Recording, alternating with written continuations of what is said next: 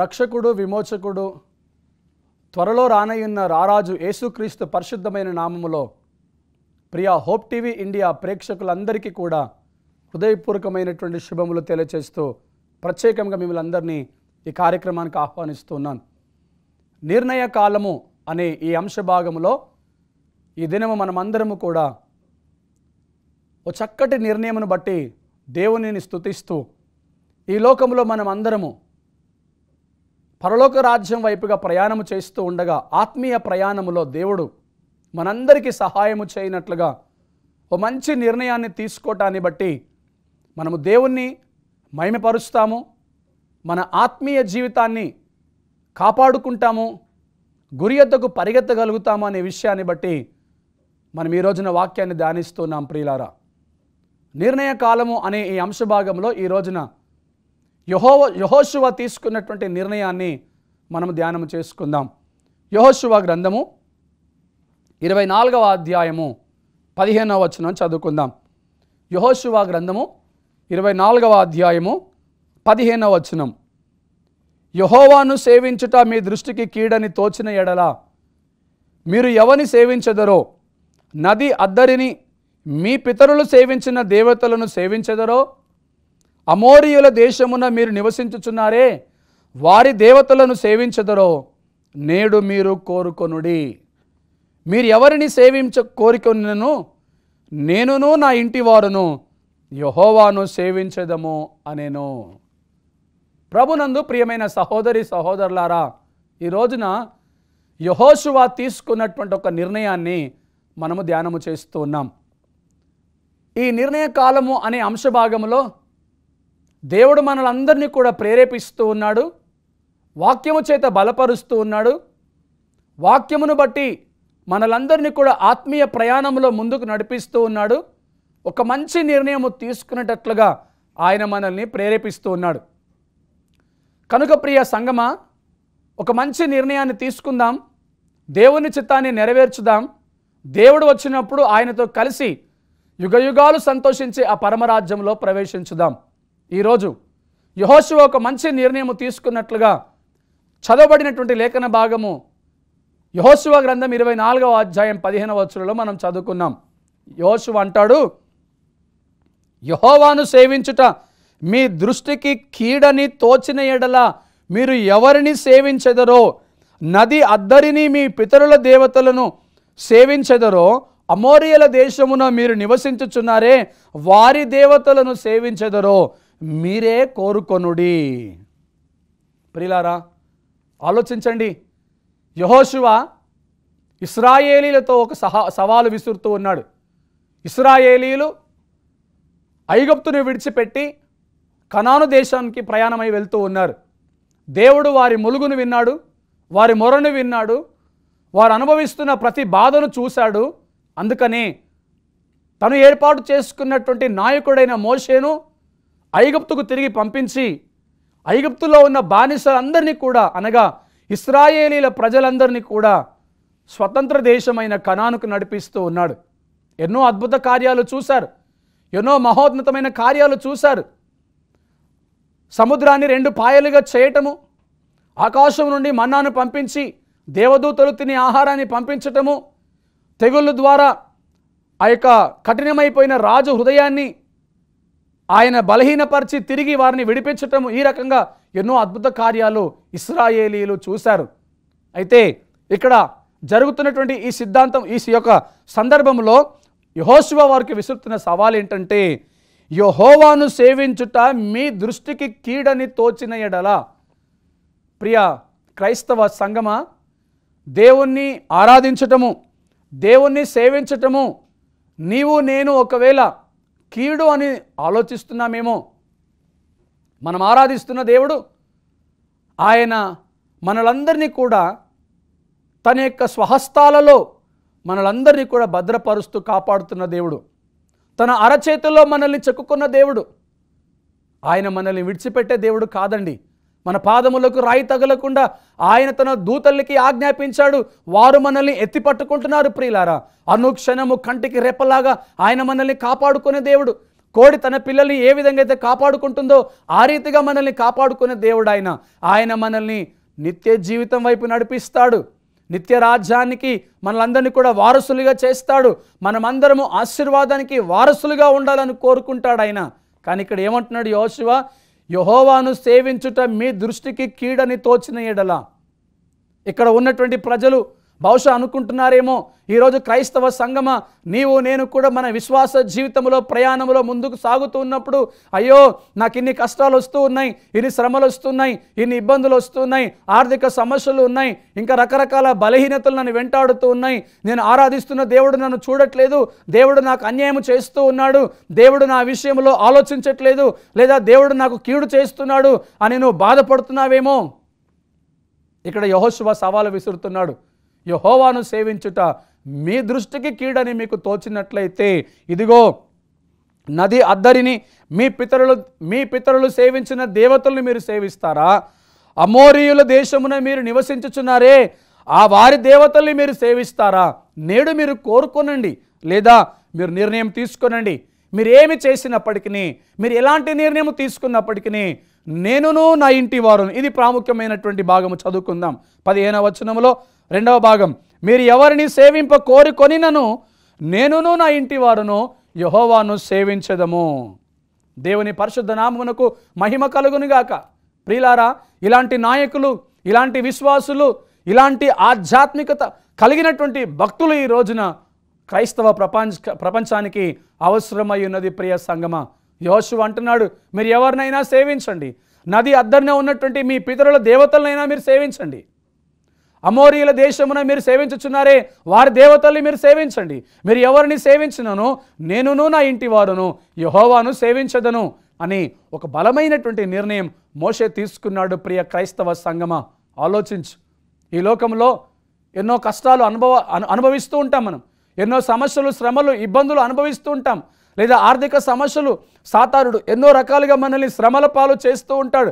ఆ సమయంలో నీవు నేను మన యొక్క కష్టాన్ని బట్టి, సమస్యను బట్టి, బాధను బట్టి, నిందను బట్టి, అవమానములను బట్టి, ఇబ్బందులను బట్టి మనము దేవుని దూషించే వారిగా ఉన్నామేమో, మన విశ్వాసంలో మనం వెనకడుగు వేసేవారిగా ఉన్నామేమో, మన భక్తిలో మనం పడిపోయేవారిగా ఉన్నామేమో. యెహోషువ అంటున్నాడు, మీరు ఎవరిని సేవించినను నేనును నా ఇంటి వారును యెహోవాను సేవించదము.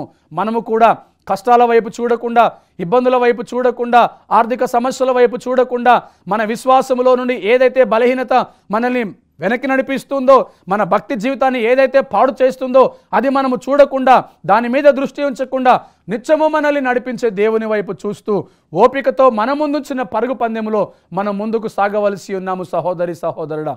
అందుకని యెహోషువ ఒక బలమైన నిర్ణయం తీసుకుంటున్నాడు. ఆ బలమైన నిర్ణయమే ఇదిగో ఆయన అంటున్నాడు, మీరు ఎవరిని సేవించినను నేనును నా ఇంటి వారును యెహోవాను సేవించదము అని ఒక బలమైన నిర్ణయం యెహోషువ తీసుకున్నాడు.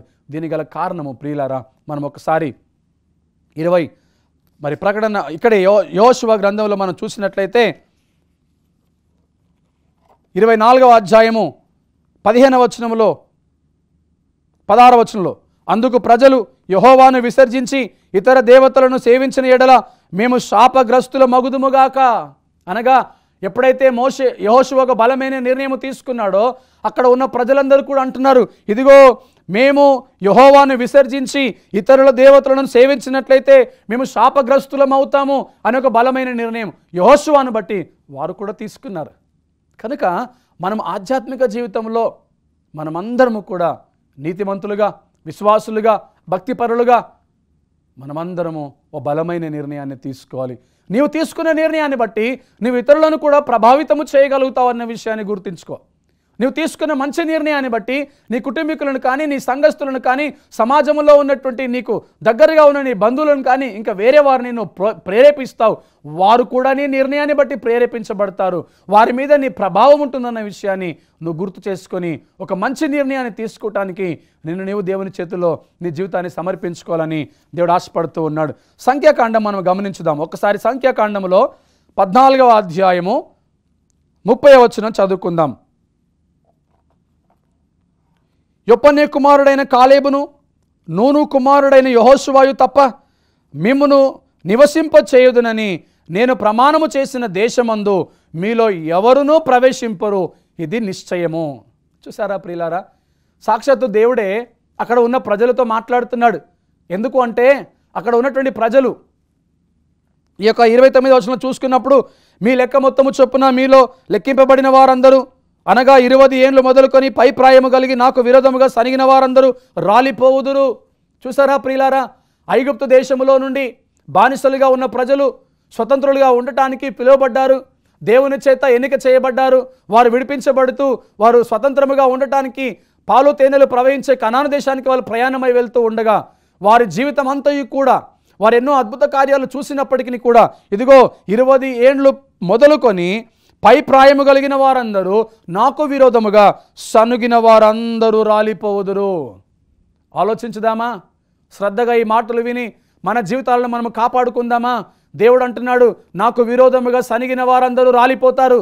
యొప్పనే కుమారుడైన కాలేబు, నూను కుమారుడైన యెహోషువ తప్ప ఎవరును కూడా ఆ పాలు తేనెలు ప్రవహించే దేశం, వాగ్దాన దేశంలోనికి వెళ్ళరు అని ఆయన మరి వారికి ఒక మంచి శపథము చేస్తున్నాడు. అంత మాత్రమే కాదు కానీ ఇది నిశ్చయము అంటున్నాడు. ఒకవేళ దేవుడు ఏదైనా విషయంలో ఇది ఖచ్చితము అని చెప్పాడు అంటే, ఇది నిశ్చయము అని చెప్పాడంటే ఆ మాటకు తిరుగులేదు ప్రియ సహోదరి సహోదరుడా. ఆ మాట ఇంకా దేవుడు వెనక్కి తీసుకోడు. ఆ విషయంలో దేవుడు ఆలోచించడు. ఇది నిశ్చయము. ఏమిటి అనగా యొప్పనే కుమారుడైన కాలేబు, నూను కుమారుడైన యెహోషువ మాత్రమే ఆ వాగ్దాన దేశంలోనికి వెళ్ళిపోతారు. ఎవరైతే 20 సంవత్సరాల పై ప్రాయము కలిగిన వారందరూ నాకు విరోధముగా మాట్లాడారో వారు అరణ్యములోనే రాలిపోతారనే విషయాన్ని అక్కడ వారికి బయలుపరుస్తున్నాడు. కనుక ప్రియులారా, యెహోషువ ఒక మంచి నిర్ణయాన్ని తీసుకున్నాడు. ఇంకా మనం వెనక్కి వెళ్ళిపోయి 14వ అధ్యాయము 5వ వచనంలో మనం చూసుకున్నప్పుడు, 14వ అధ్యాయము 5వ వచనం మనం చూసుకున్నట్లయితే, మోషే అహరోనులు ఇశ్రాయేలీల సర్వ సమాజ సంఘము ఎదుట సాగిలపడిరి. అప్పుడు దేశమును చూచిన వారిలో నుండిన నూను కుమారుడగు యెహోషువయు యొప్పను కుమారుడగు కాలేబు బట్టలు చింపుకొనిరి. ప్రియులారా, ఇక్కడ గమనించినట్లయితే మనందరికీ తెలిసినటువంటి విషయమే, మోషే 12 మంది వేగుల వారిని అందులో మరి కనాను దేశంలోనికి వెళ్ళటానికి ఇశ్రాయేలీల సర్వ సమాజములో నుండి 12 మంది వేగుల వారిని ఎన్నిక చేసుకొని, మీరు వెళ్ళి కనాను దేశమును చూసి రండి, ఆ దేశము ఎలాగున్నదో, అక్కడ భూమి సారము కలిగినదా లేదా, అక్కడ పంటలు ఎలా ఉన్నాయి, ఆ ప్రాకారములు ఎలా ఉన్నాయి అని మీరు ఒక్కసారి చూసి రండి అని వేగుల వారిని పంపించారు. ప్రతి గోత్రానికి సంబంధించిన వారు దాంట్లో ఉన్నారు. అందులో 12 మంది, ఆ 12 మందిలో యెహోషువ కాలేబులు కూడా ఉన్నారు. ప్రియులారా, వీరు కనాను దేశానికి వెళ్ళారు. అక్కడ ప్రతిదీ కూడా వారు పరిశీలించారు, చూశారు. అందులో నుంచి తిరిగి వచ్చి వారు మోషే దగ్గరికి వచ్చినప్పుడు వారు చెప్పినటువంటి విషయం ఏంటంటే, ఇదిగో ఎట్టి పరిస్థితుల్లోనూ మనము ఐగుప్తు దేశమును విడిచిపెట్టిన మనము కనాను దేశంలోనికి వెళ్ళము. కారణం ఏంటంటే, కనాను దేశములో ప్రస్తుతం ఉన్నటువంటి రాజు చాలా బలమైనటువంటి వాడు, ఆయన సైన్యము బలమైనది, ప్రాకారములు కలిగిన పట్టణము, ఇదిగో ఎత్తైనటువంటి గోడలు ఉన్నాయి, అక్కడ సైన్యం ఉన్నది, మనము ఆ పాలు తేనెలు ప్రవహించే దేశానికి మనము వెళ్ళము, అక్కడ ఉన్నటువంటి మనుషులు బలమైనటువంటి వారు అని చాలా బలహీనమైనటువంటి నిర్ణయము కలిగి అవిశ్వాసముతో కూడినటువంటి నిర్ణయాన్ని తీసుకొని 10 మంది మోషే దగ్గర సమాధానము చెప్పారు. వారు అంటున్నారు, ఇదిగో మోషే, ఆ దేశానికి మనం వెళ్ళడము సాధ్యము కాదు, అక్కడ మనము నివాసము చేయలేము, అక్కడ రాజు బలమైన వాడు అని వారు సమాధానం ఇస్తూ ఉండగా 5వ వచనంలో మోషే అహరోనులు ఇశ్రాయేలీయుల సర్వ సమాజ సంఘము ఎదుట సాగిలపడిరి. అప్పుడు దేశమును సంచరించి చూచిన వారిలో నుండి నూను కుమారుడగు యెహోషువ యొప్పను కుమారుడు కాలేబు బట్టలు చింపుకొని ఇశ్రాయేలీల సమాజముతో, మేము సంచరించి చూచిన దేశము మిక్కిలి మంచి దేశము. వారు విశ్వాస సంబంధమైనటువంటి మాటలు. ఇక్కడ గమనించినట్లయితే 10 మంది అవిశ్వాసంతో కూడినటువంటి మాటలు మాట్లాడారు. అవిశ్వాసంతో కూడిన నిర్ణయం తీసుకొని అక్కడ ఉన్నటువంటి రాజుకు భయపడ్డారు, అక్కడ ఉన్నటువంటి సైన్యానికి భయపడ్డారు, ఆ దేశం యొక్క ఎత్తైన ప్రాకారము కలిగిన గోడల వైపు చూసి భయపడ్డారు. కానీ ప్రియులారా, యెహోషువ కాలేబులు మాత్రము దేవుని యందు విశ్వాసం ఉంచినటువంటి వారు. వారు తీసుకున్నటువంటి నిర్ణయం, ఇదిగో మేము యెహోవానే సేవించుతాం, మేము యెహోవానే ఆరాధించుతాం అని వారు తీసుకునే నిర్ణయాన్ని బట్టి వారు దేవుని యందు భయభక్తులు కలిగి ఉన్నారు, దేవుని యొక్క మహోన్నతమైన మహిమకరమైన కార్యములు చూసిన వారు కాబట్టి వారు దేవుని యందు విశ్వాసం ఉంచారు.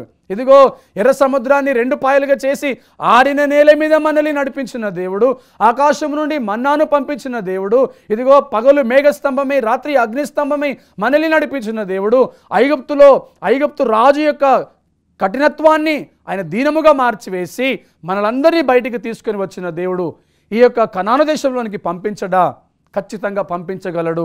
ఆయనకు సమస్తమును సాధ్యమే అని యెహోషువ కాలేబులు ఒక మంచి నిర్ణయం తీసుకున్నారు. ఈ 10 మంది వచ్చి మోషే అహరోనుల దగ్గర అంటున్నారు, ఎట్టి పరిస్థితుల్లోనూ మనము ఆ దేశంలోనికి వెళ్ళలేము అన్నప్పుడు మోషే మరి ఆ మాటను వింటూ ఉండగా యెహోషువ కాలేబులు బట్టలు చింపుకున్నటువంటి సంఘటన మనం ఇక్కడ చూస్తున్నామండి. వారికి బాధేసింది ప్రియులారా. వారికి అనిపించింది, ఇదిగో మేము ఆరాధిస్తున్న దేవుడు ఆయన సమస్తాన్ని మరి చూస్తూ ఉన్నాడు, ఆయనకు అసాధ్యమైనది ఏది కూడా లేదు, ఆయనకు అసాధ్యమైనది ఏది కూడా లేదు కాబట్టి మనము ఆయనను ఆరాధిస్తున్న కారణాన్ని బట్టి ఆయన మనలందరినీ కూడా ఆ యొక్క కనాను దేశం వైపు నడిపిస్తాడు, అందులోనికి తీసుకొని వెళ్తాడు అని విశ్వాస సంబంధమైనటువంటి నిర్ణయాన్ని వాళ్ళు తీసుకున్నారు. అయితే యెహోషువ కాలేబులు అంటున్నారు, ఖచ్చితముగా మనము ఆ దేశానికి వెళ్తాము, అది మిక్కిలి మంచి దేశము, పాలు తేనెలు ప్రవహించే దేశము, ఎత్తైన ప్రాకారము కలిగిన దేశము, సైన్యము బలముగా ఉన్నది, అయినప్పటికీ కూడా ఆ దేశంలోనికి దేవుడు మనలందరినీ కూడా నడిపిస్తాడు అని ఒక మంచి నిర్ణయాన్ని వారు కలిగి మోషే దగ్గరికి తీసుకొని వచ్చి ఆ సమాధానాన్ని ఇస్తూ ఉన్నారు. ఎప్పుడైతే 10 మంది అవిశ్వాసముతో అపనమ్మకముతో లోక సంబంధముగా జీవిస్తూ లోకములో ఉన్నటువంటి బలమైన వాటి వైపు ధ్యానము పెడుతూ వారు ఎప్పుడైతే చూసి ఓ బలహీనమైన నిర్ణయాన్ని వాళ్ళు తీసుకున్నారో ఆ బలహీనమైన నిర్ణయాన్ని బట్టి వారు వాగ్దాన దేశంలోనికి వెళ్లకుండా అక్కడే అరణ్యంలో రాలిపోయినట్లుగా మనం పరిశుద్ధ గ్రంథంలో చదువుతున్నాం. కానీ ఆ బలమైన రాజును చూసినప్పటికీ, బలమైన దేశమును చూసినప్పటికీ, మిక్కిలి మంచి దేశమని, వాగ్దాన దేశమని, యెహోవా ఇచ్చే దేశమని దేవుని మీద నమ్మకం ఉంచి విశ్వాసముతో మంచి నిర్ణయాన్ని తీసుకొని ఎట్టి పరిస్థితుల్లోనూ మనం ఈ దేశాన్ని జయించగలుగుతాం, ఈ దేశాన్ని ఆక్రమించుకోగలుగుతామని ఆ మంచి నిర్ణయాన్ని బట్టి మోషే దగ్గరికి వచ్చి బట్టలు చింపుకొని చెబుతూ ఉన్న మాట, అది మంచి దేశము, అది మనము స్వతంత్రించుకొనగలుగుతాం. ఇంతకుముందు మోషే మరి యెహోషువ అన్నాడు, నేనును నా ఇంటి వారును యెహోవాను సేవించదము. ఇప్పుడు యెహోషువ కాలేబులు అంటున్నారు, ఎట్టి పరిస్థితుల్లోనూ ఆ దేశమును మనము స్వతంత్రించుకుంటాము అని. అయితే మనం గమనించుదాం, ప్రకటన గ్రంథం 3వ అధ్యాయము 5వ వచనంలో మనం చదువుకున్నట్లయితే పరిశుద్ధ గ్రంథమైనటువంటి ప్రకటన గ్రంథంలో మరి 3వ అధ్యాయము 5వ వచనంలో అంటాడు, ఉంటే చల్లగానైనా ఉండు లేదా వెచ్చగానైనా ఉండు. చదువుకుందాం. నీ క్రియలను నేను ఎరుగుదును, నీవు చల్లగానైనను వెచ్చగానైనను లేవు, నీవు చల్లగానైనను వెచ్చగానైనను ఉండినా మేలు, నీవు వెచ్చగానైనను చల్లగానైనను ఉండక నులివెచ్చగా ఉన్నావు గనక నేను నిన్ను నా నోటిలో నుండి ఉమ్మి వేయ ఉద్దేశించుచున్నాను. ప్రియ సంగమా, ఈరోజు దేవుని వాక్యము నుండి, దేవుని సన్నిధి నుండి మనందరికీ వస్తున్న హెచ్చరికలు ఏంటంటే, నువ్వు తీసుకోవాల్సిన ఒక మంచి నిర్ణయం ఈ మాట మీద ఉన్నది ప్రియులారా. ఇదిగో అంటున్నాడు ఆయన, నీ క్రియలు నేను ఎరుగుదును, నీవు చల్లగానైనను లేవు వెచ్చగానైనను లేవు, నీవు చల్లగా అయినా ఉండినా మేలు వెచ్చగానైనా ఉండినా మేలు, కానీ నువ్వు నులివెచ్చగా ఉన్నావు గనుక ఇదిగో నేను నిన్ను నా నోటిలో నుండి ఉమ్మి వేయ ఉద్దేశించుచున్నాను అంటున్నాడు. కడవరి కాలములో జీవించుచున్న మనమందరము కూడా దేవుని నోట్లో నుండి ఉమ్మి వేయబడకుండా ఉండాలి అంటే ప్రియ సంగమా, ఒక మంచి నిర్ణయాన్ని తీసుకో. నువ్వు ఉంటే చల్లగానైనా ఉండు లేదా వెచ్చగానైనా ఉండు. దేవుని చేత ఏర్పరచబడిన దేవుని ప్రజలు, దేవుని చేత ఏర్పరచబడిన దేవుని యొక్క ఇశ్రాయేలీలు వారందరూ కనాను దేశానికి వెళ్ళాలని దేవుని నిర్ణయమై ఉన్నది. వేగుల వారిని పంపించినప్పుడు మోషే ఆ 12 మంది వెళ్ళారు, కానీ అందులో 10 మంది చల్లగానైనానూ లేరు వెచ్చగానైనానూ లేరు. యెహోషువ కాలేబులు మాత్రము వారు ఒక మంచి నిర్ణయం తీసుకున్నారు. దేవుని దృష్టిలో బలమైనటువంటి బాణములుగా వారు వాడబడ్డానికి దేవుని చేతిలోనికి తమ నిర్ణయాలను అప్పగించుకున్నారు ప్రియులారా. తమ జీవితాలు దేవుని చేతిలో పెట్టుకున్నారు ప్రియులారా. ఇక్కడ మనం గమనించాలి, ప్రకటన గ్రంథంలో అంటున్నాడు, నీ క్రియలు నేను ఎరుగుదును. ఈరోజు మనము చేస్తున్న ప్రతి క్రియ ఆయనకు తెలుసు. మనం ఉంటే వెచ్చగానైనా ఉండాలి లేదా చల్లగానైనా ఉండాలి. నులివెచ్చని స్థితిలో క్రైస్తవ ప్రపంచం ఉన్నదేమో. ఈ వాక్యం వింటున్న సహోదరి సహోదరుడా, నీవు నేను ఈనాటి వరకు ఇంకనూ నిలువెచ్చగా ఉన్నామేమో. ఈ వాక్యాన్ని బట్టి, ఈ అంశమును బట్టి, ఈ సందేశమును బట్టి, ఈ కార్యక్రమను బట్టి దేవుడు నేను హెచ్చరిస్తూ ఉన్నాడు, ఒక మంచి నిర్ణయం తీసుకో. నువ్వు నులివెచ్చగా ఉన్నట్లయితే ఆయన తన నోట్లో నుండి నిన్ను ఉమ్మివేస్తాడు. ఆ 10 మంది కూడా అలాగే జరిగిందండి. వారు అరణ్యంలో రాలిపోయారు. ఆ వాగ్దాన దేశంలోనికి వెళ్లకుండా అరణ్యంలోనే ఆ 10 మంది రాలిపోయినట్లుగా మనం చూస్తున్నాం. అందుకే దేవుడు సాక్షాత్తుగా అన్నాడు, యెహోషువ కాలేబులు మాత్రమే ఆ వాగ్దాన దేశంలోనికి వెళ్ళిపోతారు అని. కనుక మనమందరము ఒక మంచి నిర్ణయాన్ని తీసుకొని దేవుని చిత్తాన్ని జరిగిస్తూ దేవుని యొక్క చిత్తంలోనికి మనల్ని మనము వెళ్ళిపోదాం. యెషయా గ్రంథం 55వ అధ్యాయము చదువుకుందాం. 55వ అధ్యాయము 8వ వచనము. నా తలంపులు మీ తలంపుల వంటివి కావు, మీ త్రోవలు నా త్రోవల వంటివి కావు. ఇదే యెహోవా వాక్కు. అవును ప్రియులారా, మనం ఆలోచించేది వేరు, ఆయన ఆలోచించేది వేరు. 12 మంది కనాను దేశంలోనికి వెళ్ళి వారు చూస్తూ ఉన్నప్పుడు 2 మాత్రమే దేవుని ఆలోచనలతో దేవుని తలంపులతో ఉన్నారు. కానీ 10 మంది లోక సంబంధముగా ఆలోచించారు. రాజును చూశారు, రాజు సైన్యాన్ని చూశారు, రాజ్యం యొక్క ప్రాకారపు గోడలు చూశారు, రాజ్యంలో ప్రజల్ని చూశారు. కానీ దేవుని వాక్యం సెలవిస్తూ ఉంది, మీ తలంపులు నా తలంపులు వంటివి కావు. ప్రియులారా, మన తలంపులు కొన్ని సందర్భాల్లో దేవునికి అయాసకరమైన తలంపులుగా ఉన్నాయేమో. మన ఆలోచనలు దేవునికి అయాసకరంగా ఉన్నాయేమో. దేవుని ఆరాధిస్తున్న మనం, ఈ లోకంలో ఆయన బిడ్డలుగా పిలువబడుతున్న మనం, మన తలంపులు ఆయన తలంపులుగా ఉండాలి. మన త్రోవలు ఆయన త్రోవలై ఉండాలి. ఆయన చిత్తానుసారంగా మనం నడుచుకునే వారిగా ఉండాలి ప్రియులారా. కానీ యెషయా గ్రంథంలో 55వ అధ్యాయం 8వ వచనం అంటాడు, నా తలంపులు మీ తలంపుల వంటివి కావు, మీ త్రోవలు నా త్రోవల వంటివి కావు. మనం దేవునికి అయాసకరంగా జీవించినట్లయితే, మన ఆలోచనలు దేవునికి అయాసకరంగా ఉన్నట్లయితే అది దేవుని చిత్తాన్ని నెరవేర్చదనే విషయాన్ని మనం ఇక్కడ గమనించాలి. ఇక్కడ ప్రియులారా, యెహోషువ కాలేబులు దేవుని చిత్తానుసారంగా నడబడుతున్నారు. దేవుని యొక్క చిత్తానుసారంగా తమ నిర్ణయాలు తీసుకుంటూ ఉన్నారు. అందుకని వారు తిరిగి ఆ యొక్క కనాను దేశంలో నుండి మోషే దగ్గరకు వచ్చినప్పుడు అంటున్నారు, ఖచ్చితంగా మనము ఆ దేశాన్ని స్వతంత్రించుకోగలుగుతాం, ఆ దేశాన్ని మనము ఆక్రమించుకోగలుగుతాం, ఆ రాజును మనము జయించగలుగుతాం. కారణం, మనం ఆరాధిస్తున్న దేవుడు ఆయన సమస్తమును జరిగించగలడు, ఆయనకు అసాధ్యమైనది ఏదీ లేదు అని వారు విశ్వాసముతో నమ్మకమైనటువంటి ఓ బలమైన నిర్ణయాన్ని తీసుకొని మోషే దగ్గరకు వచ్చినట్లుగా మనము చూస్తున్నాం ప్రియులారా. కనుక ప్రియ సహోదరి సహోదరులారా, మనము నిలువెచ్చని స్థితిలో ఉండకుండా మనము వెచ్చగానైనా ఉండాలి, అది మనకు మేలు, లేదా చల్లగానైనా ఉండాలి, అది మనకు మేలు. ఒకవేళ నిలువెచ్చని స్థితిలో ఉన్నట్లయితే సాక్షాత్తు దేవుడు అంటున్నాడు, ఆయన మనల్ని తన నోట్లో నుంచి ఉమ్మివేస్తానని. ఆ రీతిగా కాకుండా మనము దేవుని చిత్తాన్ని జరిగించే వారంగా ఓ మంచి నిర్ణయాన్ని తీసుకొని యెహోషువ కాలేబుల వలె మంచి నిర్ణయముతో దేవుని మహింపరచుదాం. కళ్ళు మూసుకొని ప్రార్థన చేసుకుందాం. పరమ తండ్రి మహోన్నతుడా, మీకే వందనాలు, స్తుతులు, స్తోత్రాలు చెల్లిస్తున్నాం ప్రభువా. అవును నాయనా, నిర్ణయ కాలము అనే ఈ అంశ భాగములో ఈ రోజున నాయనా యెహోషువ కాలేబులు తీసుకునే నిర్ణయాన్ని బట్టి మీకు స్తోత్రములు చెల్లిస్తున్నాం. ముఖ్యంగా నాయనా యెహోషువ అంటున్నాడు, నేనును నా ఇంటి వారును యెహోవాను సేవించదను. ఇదిగో ప్రభువా, ఈరోజు మేము కూడా ఏది ఏమైనప్పటికీ మేము యెహోవాను సేవించే వారమై ఉండేటట్లుగా మీరు సహాయము చేయండి. లోకము వైపు చూడకుండా, లోకములో ఉన్న బలహీనతల వైపు చూడకుండా, లోకములో ఉన్నటువంటి మాకు అయాసకరమైన వాటి వైపు చూడకుండా, లోకములో ఉన్న ఆకర్షణీయమైన వాటిని చూడకుండా ప్రభువా, సమస్తమును జయించగలిగి సమస్తమును సాధ్యపరిచే మీ వైపు చూస్తూ విశ్వాసంతో ముందుకు నడవటానికి యెహోషువ తీసుకునే నిర్ణయాన్ని బట్టి మేము కూడా వాక్యము చేత ప్రేరేపించబడి అలాంటి నిర్ణయం తీసుకోవటానికి మీ కృప దయచేయండి. ఈ వాక్యాన్ని వినుచున్న ప్రతి ఒక్కరి జీవితంలో, వారి కుటుంబాల్లో మీరు గొప్ప కార్యములు జరిగించి, విన్న వాక్యమును బట్టి వారిని ఆశీర్వదించి, వాక్యమును వారి జీవితంలో నీరు కట్టి ఫలింపచేయమని ప్రార్థిస్తూ యేసుక్రీస్తు పరిశుద్ధ నామములో అడిగి వేడుకుంటున్నాము తండ్రి, ఆమేన్.